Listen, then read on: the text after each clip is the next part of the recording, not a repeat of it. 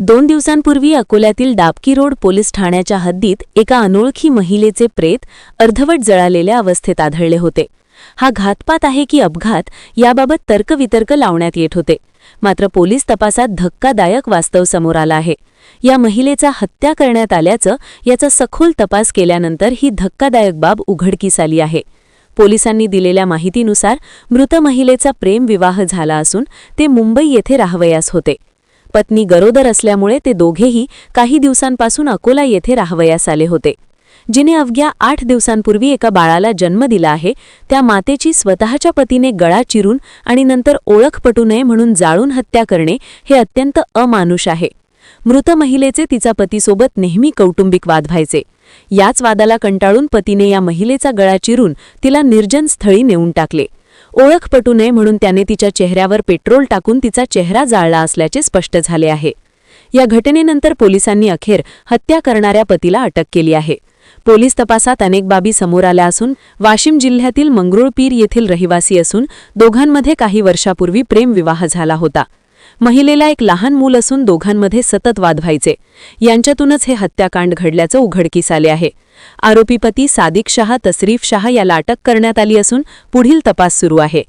दिनांक 6 एप्रिल रोजी Dabki road police स्टेशनला माहिती मिळाली की त्यांच्या ज्युरिस्डिक्शन मध्ये अन्नपूर्णा माता मंदिर जे आहे त्याच्या परिसरातील भागामध्ये एक महिलेची अर्धवट जळालेली बॉडी मिळाली, ज्याच्यामध्ये चेहरा पूर्णतः जळालेल्या अवस्थेमध्ये होता.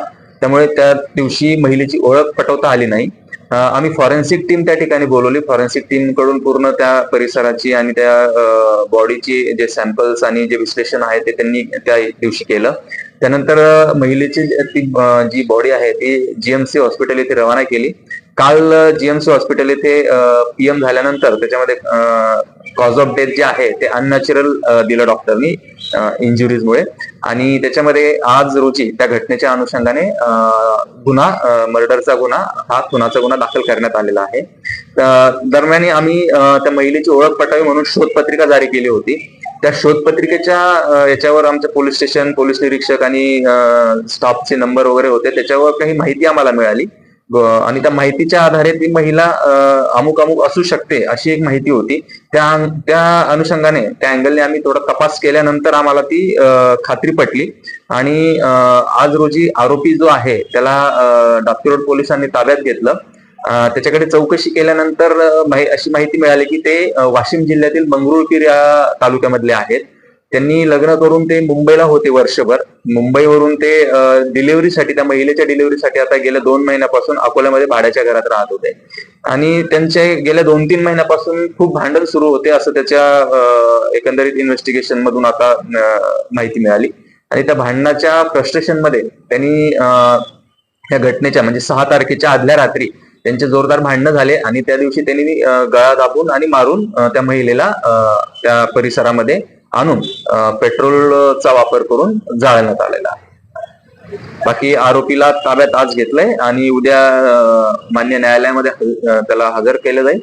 PCR घेतलं जाईल आणि त्याच्यामध्ये अजून याच्यामध्ये कोणी इन्व्हॉल्व्ह होतं का, त्याच्यासोबत कोणी आहे का याबाबतचा अधिक तपास करून जर आरोपी कोणी असेल तर त्याच्यावर देखील पुढची कायदेशीर कारवाई करण्यात येईल. दरम्यान या प्रकरणामध्ये बजरंग दलाच्या कार्यकर्त्यांनी लव्ह जिहाद असल्याचा आरोप करीत या घटनेमागे नेमके प्रकरण काय हे उघडकीस करण्याची मागणी केली आहे.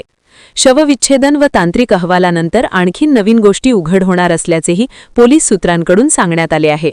त्यामुळे या प्रकरणातून नेमके काय रहस्य बाहेर येते याकडे संपूर्ण अकोलेकरांचे लक्ष लागले आहे. जय श्री राम. मंगरुळनाथ तालुका के नानखेड़ गांव की एक महिला आज 2 दिन पहले डाबकी रोड पुलिस चौकी के अंतर्गत अन्नपूर्णा माता मंदिर के पास उनकी लाश मिली, जो कि चौकसी करने पे मालूम गिरा कि यह एक लव जिहाद का प्रकरण है, जिसमें एक मुस्लिम व्यक्ति ने उसकी हत्या करी है और ये उसको बहला फुसला के आज साल भर से अकोला में रखा. साल भर अकोला में रखने के बाद उसकी हत्या करी गई. और ये जिस तरह से हत्या हुई, जिस तरह से उस महिला को जलाया गया, इसमें एक व्यक्ति का हाथ नहीं है. इसमें कम से कम 4 से 5 व्यक्ति होंगे, एक से ज़्यादा ही है. इसमें पुलिस प्रशासन से हमारी विनती है कि इसमें न्याय दे और इस महिला को एक 10 दिन का बच्चा है, जो लड़की है उसके माँ बाप को, उसके घर वालों को सौंपा जाए।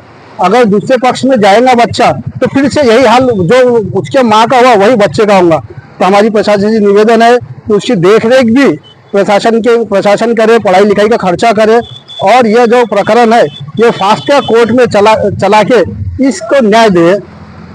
याविषयी तुम्हाला काय वाटते कमेंट बॉक्समध्ये लिहून कळवा। महाराष्ट्र मेल चॅनलला लाईक आणि सबस्क्राईब केले नसेल तर सबस्क्राईब करा। Maharashtra Mail bureau report, Akola.